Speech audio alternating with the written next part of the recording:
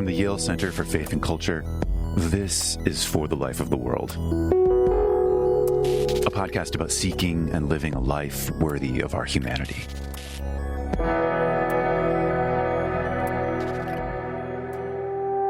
We seek to be superior to others, I think greatly because we are uncomfortable with who we are. The obverse of striving for superiority is internal plague by inferiority.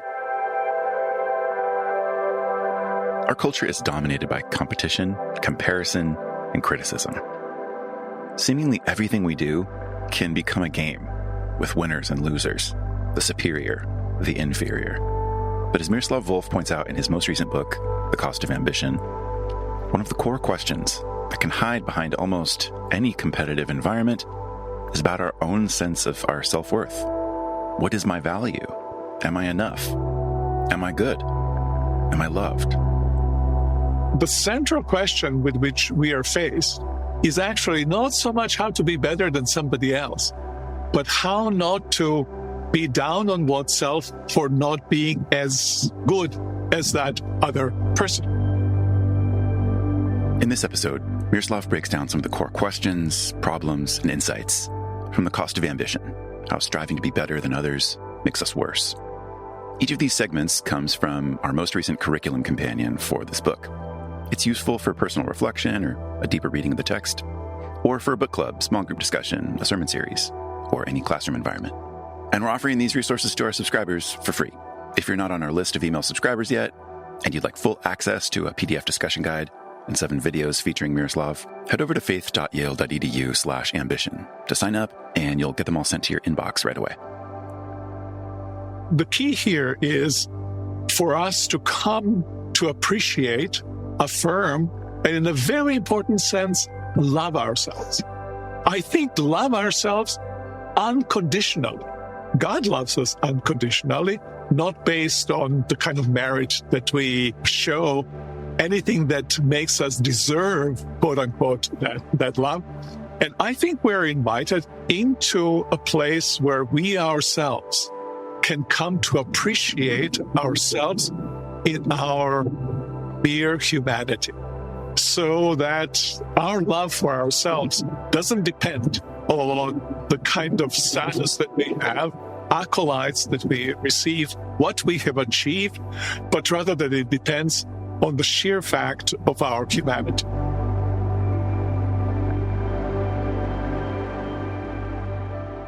For me personally, of all the points Miroslav makes in this book, this one cuts to the heart of so much.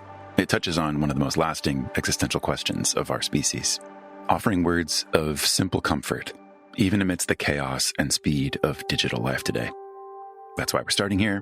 And then for the rest of the episode, chapter by chapter insights from Miroslav as he covers the theological and anthropological dimensions of competition, the worry of comparison, a poignant story from Kierkegaard about a lily and a bird, an exploration of Satan from John Milton's Paradise Lost, Jesus' downward journey of humility, the challenge of outdoing one another in showing honor and respect, the powerful question of what do you have that you did not receive, and the core truth, in Miroslav's words, that, quote, each of us is glorious by simply being human. Thanks for listening today, and don't forget to head over to faith.yale.edu/ambition for full access to these resources. I think about this in terms of a child that is being born, a child that is wanted. And then when the child is born, parents, tears in their eyes, says, well, you've arrived. That judgment, you've arrived, is not based on any sense of virtue of that child, any sense of achievement, the sheer fact that there is a human being who appeared in the world as a child is a source of immense joy. To me, that seems to be almost like a parable of what we are invited to do as Christians, following the example of Christ and following, in fact, the example of God, who creates the world, looks at the world, and invites us, says, look, it was very, good. Look, you are very good. Look, you are very good.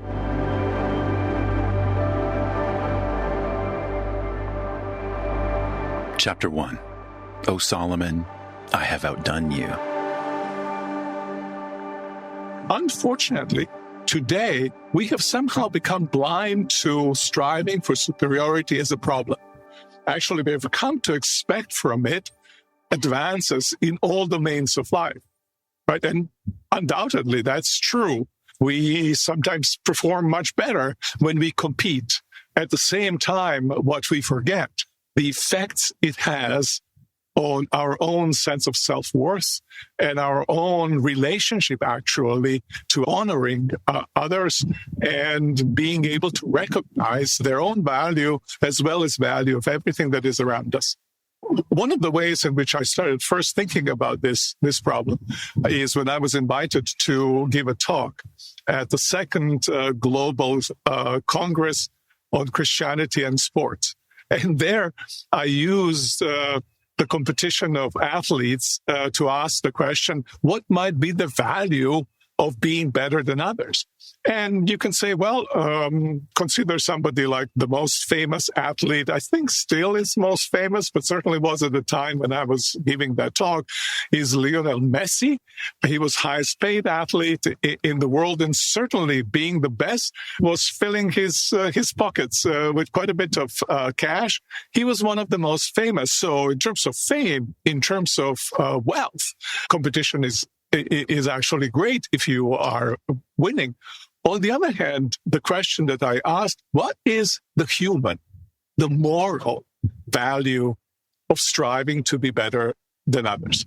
And I realized then that, sure, it pulls people up in a way, but at the same time, it inferiorizes. It makes somebody who felt relatively good about themselves when they compare themselves to others to feel actually inferior. The title of the first chapter is, "Oh, Solomon, I have outdone you." And I have heard that story for the first time when I was a few years back visiting Hagia Sophia. But the guide who was leading us into and showing us that absolutely magnificent church, he said before we entered into the sanctuary, there's a story about Justinian who had built this church in about 5 years, which was record time, and he was completely eager to see how it looked when it was finished. When the doors opened, he rushed and then fell on his knees in the middle of the church, and he said, "Oh, Solomon, I have outdone you." So the entirety of his striving was somehow, obviously, to build a beautiful church, but to outdo the greatest of all kings and the temple that was the glory of Solomon's reign. Actually, he wasn't just competing with Solomon.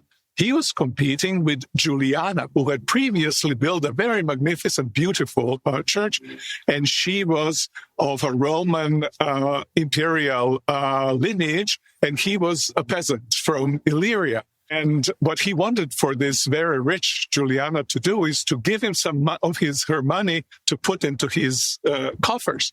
And Juliana was resisting. She didn't want to give in. And how do you resist a king? What she did, she took all the gold that she had, melted it down, and put it on the ceilings of her own church to the glory of God. So she too was making sure that she's not outdone. So you see what's going on, a kind of a competition at the highest level, and the competition that is motivated by religious sentiments. But it pervades our lives, both religious lives and our secular lives, and we can observe it, I think, in all domains of our lives. Chapter 2. The Worry of Comparison.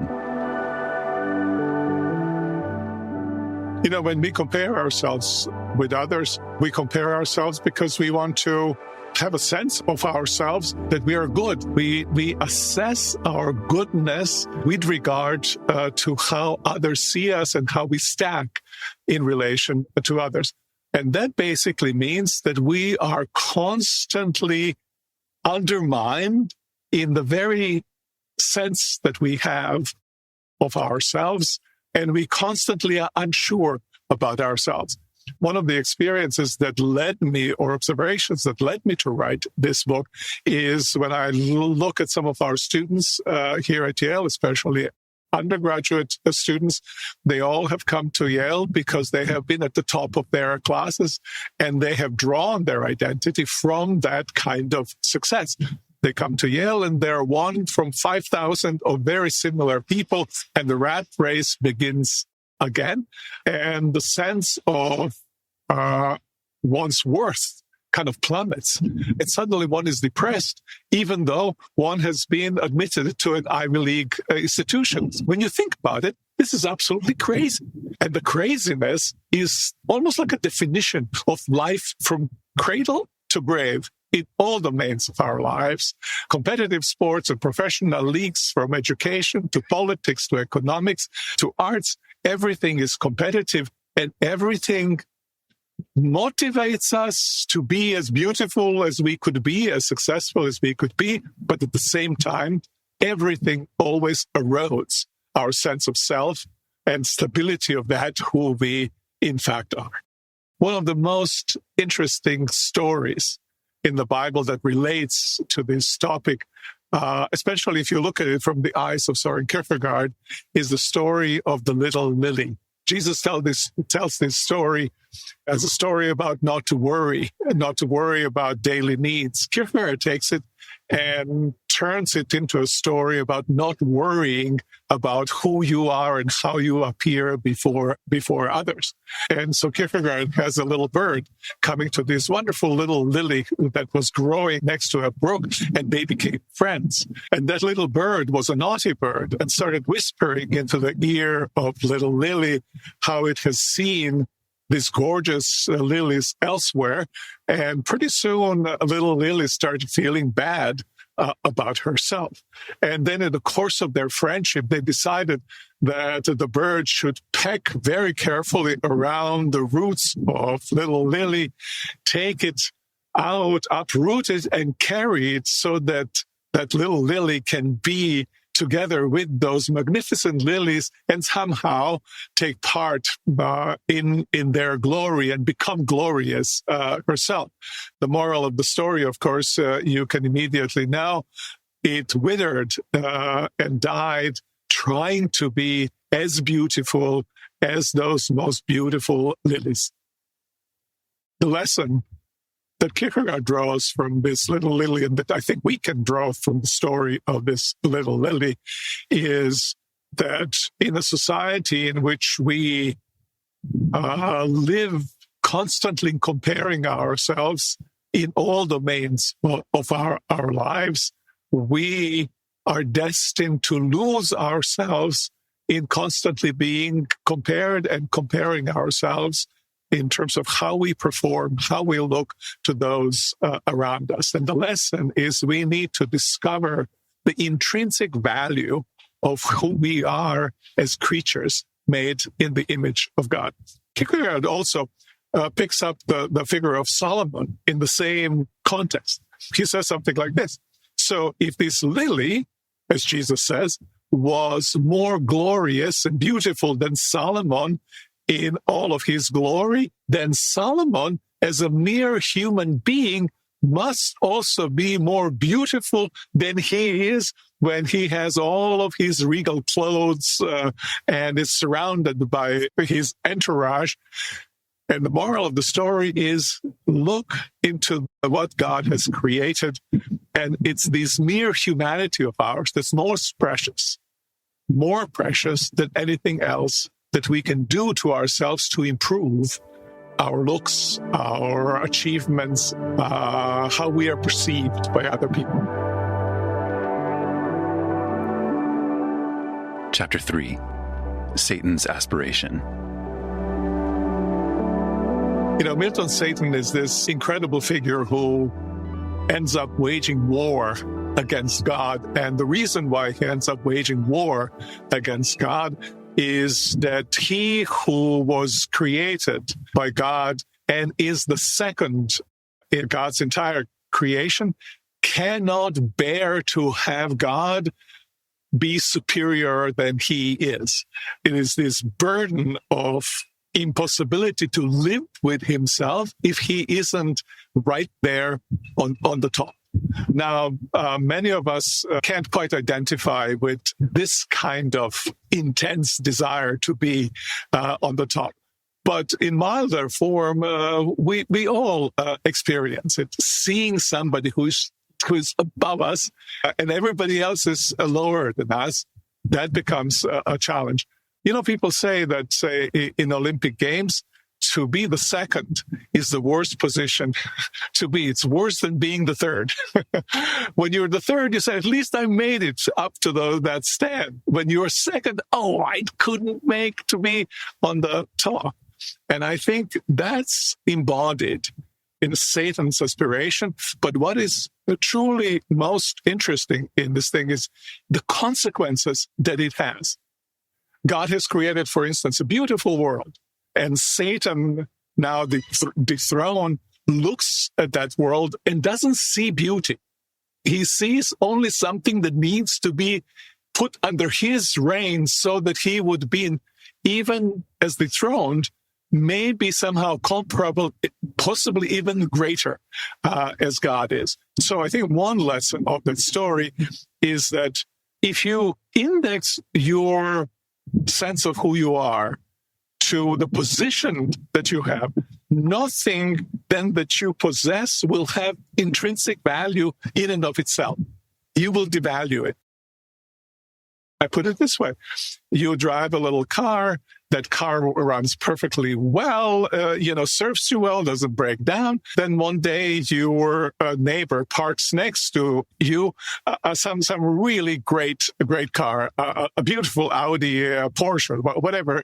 And suddenly your own car, which was serving you so well, becomes devalued, highly inferior to what your neighbor has. Its value hasn't changed. What has changed is your judgment about it, because you're comparing it with something else. And when you stop and think about it, this is kind of insane. Striving for superiority devalues everything that we have and that we see around us if it doesn't somehow contribute to me being better than somebody else. In Paradise Lost, Satan strives superiority over God and plunges the whole humanity into misery. In Paradise Regained, the central event in Jesus' life from Milton's perspective is his temptation by Satan.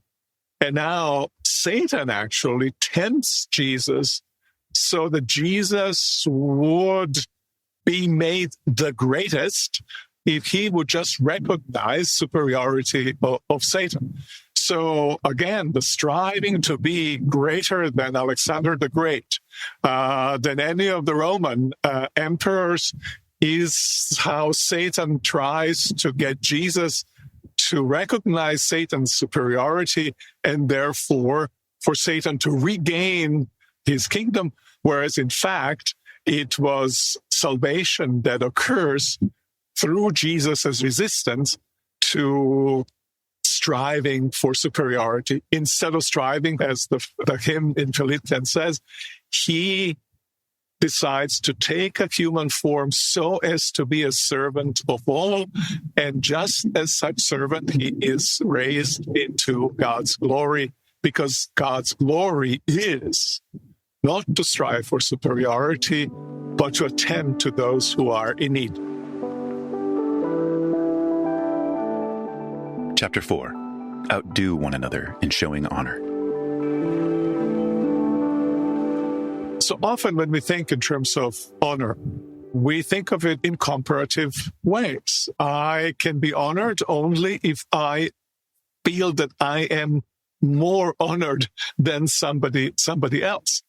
You have a very interesting inversion of this concept in the writings of Apostle Paul. In Romans, he writes, outdo one another in showing honor. Honor the other person more than you yourself are honored, and expect them to honor you. So in a sense, what you have here is, rather than climbing over another person to get into the position of honor, you serve the other person and elevate that person. And precisely in that is that your honor consists. In Christ, you see this movement from equality to God down to being a servant of even the lowest of God's creatures. This, in many ways, is such an amazing story because it shows that the character of God lies precisely in elevating that which is downtrodden, that which is forgotten in many ways. And what is shown is that God doesn't so much care for God's honor as much as God cares for the well-being of even the smallest of God's creatures. Luther has a comment. When God creates heaven and earth, at one point in Genesis, God declares the earth that emerged as good, but not heaven. And he says, God cares more for our home than for his own. It's a creative way of reading the text, but I think it expresses this fundamental attention that God gives to human beings. And it's that we are called to emulate, and it's that is enacted in the story of Jesus. We seek to be superior to others, I think greatly because we are uncomfortable with who we are. The obverse of striving for superiority is internal plague by inferiority. And so the central question with which we are faced is actually not so much how to be better than somebody else, but how not to be down on oneself for not being as good as that other person. The key here is for us to come to appreciate, affirm, and in a very important sense, love ourselves. I think love ourselves unconditionally. God loves us unconditionally, not based on the kind of merit that we show, anything that makes us deserve, quote unquote, that love. And I think we're invited into a place where we ourselves can come to appreciate ourselves in our mere humanity, so that our love for ourselves doesn't depend on the kind of status that we have, accolades that we receive, what we have achieved, but rather that it depends on the sheer fact of our humanity. I compare this and think about this in terms of a child that is being born, a child that is wanted. And then when the child is born, parents, with tears in their eyes, says, well, you've arrived. That judgment, you've arrived, is not based on any sense of virtue of that child, any sense of achievement, the sheer fact that there is a human being who appeared in the world as a child is a source of immense joy. To me, that seems to be almost like a parable of what we are invited to do as Christians, following the example of Christ and following, in fact, the example of God, who creates the world, looks at the world, and invites us, says, look, it was very good. Look, you are very good. Chapter 5. What do you have that you did not receive? Well, one of the ways in which we can push against the idea of striving for superiority is to ask the question, what makes us to be who we are? Do we ourselves and our achievements makes us to be who we are? And I think once we start thinking this way, there's a kind of lie involved. For instance, somebody who is very obviously successful, suddenly you ask, well, why is that person successful? And has that person given themselves their existence, their talents? You said, well, that person has worked very hard, but has that person given themselves ability to work so hard? And you can reflect upon how much actually of who we are we owe to ourselves, and how much do we owe it to luck, to our parents, to a place where we have been born. The thing is, you don't know where to draw that line. And so for you to kind of praise yourself for some kind of achievement ends up involving a lie, even if you just observe our lives. But the truth about us is that we have been created by God, and that God holds us in existence over the entire span of our lives. We have been given to ourselves by God. So God has given ourselves to us, which is to say our lives are a gift. And that's why Apostle Paul has this very fascinating question that he asks Corinthians who are really interested in being superior. And the question is, what do you have that you have not received? Pause. And the expected answer is, I don't have anything. And the next question is, why do you then boast as if you have not received it? And the response is, because I'm a jerk.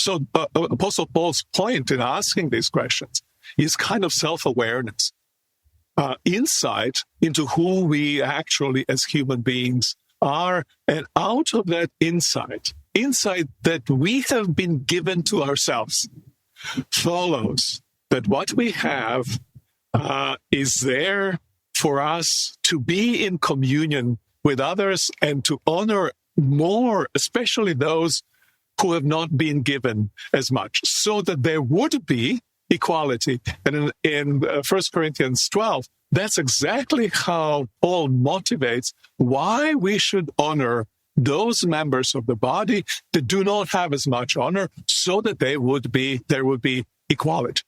And I think that's what we're striving for. It's a recognition of truth about ourselves. And that's a beautiful truth that allows everybody to come in the communion of those who all have been created by God and together are the sight of God's glory. Chapter 6. The biblical discomfort with striving for superiority. From Jesus to Genesis.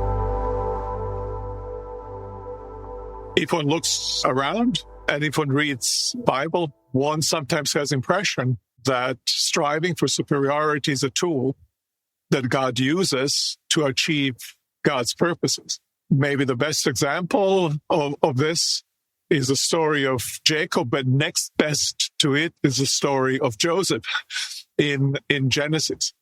But we also see that between the lines, their striving for superiority has been condemned if we read carefully. And what one ends up then having is that God, as the saying goes, knows how to write straight even on crooked lines. And the sense that God uses striving for superiority, as God uses many other of our vices, isn't justification actually to commit those vices. They are redeemed by their use, but they are in the need of redemption.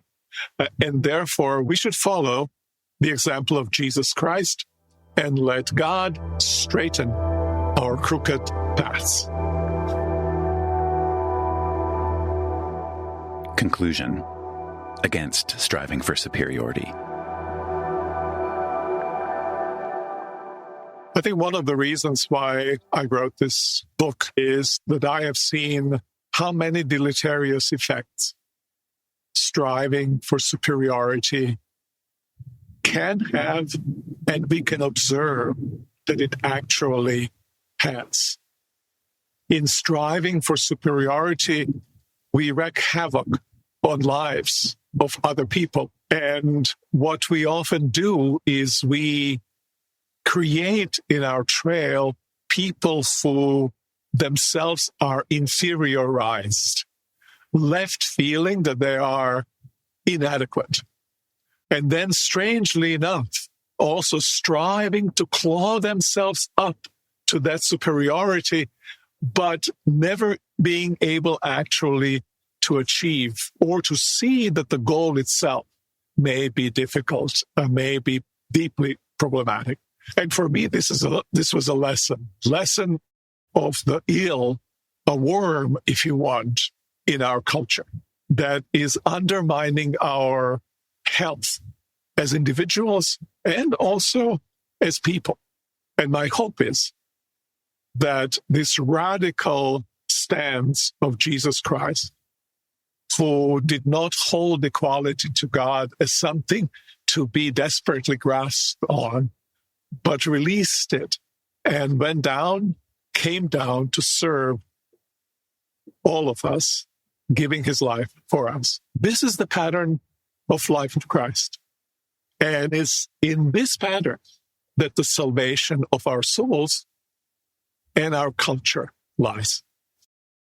Thank you so much for reading the book, thinking about it, and I hope it's a journey of self-discovery, a journey of the road into healing. I want and I wish for all of us to be gripped by this vision that we have enacted in the life of Christ, and that we come into our own wholeness as we meditate on it and as we work hard to rediscover the beauty of our mere humanity.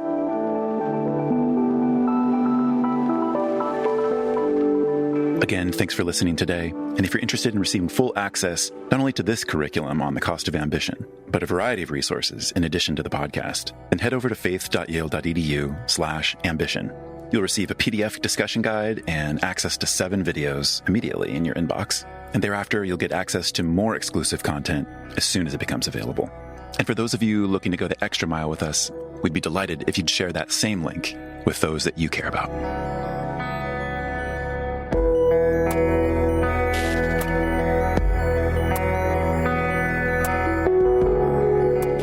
For the Life of the World is a production of the Yale Center for Faith and Culture at Yale Divinity School. This episode featured Miroslav Volf. Production assistance by Taylor Craig and Macy Bridge. And special thanks to Aaron Smith and Bob Hosak at Brazos Press. I'm Evan Rosa, and I edit and produce the show.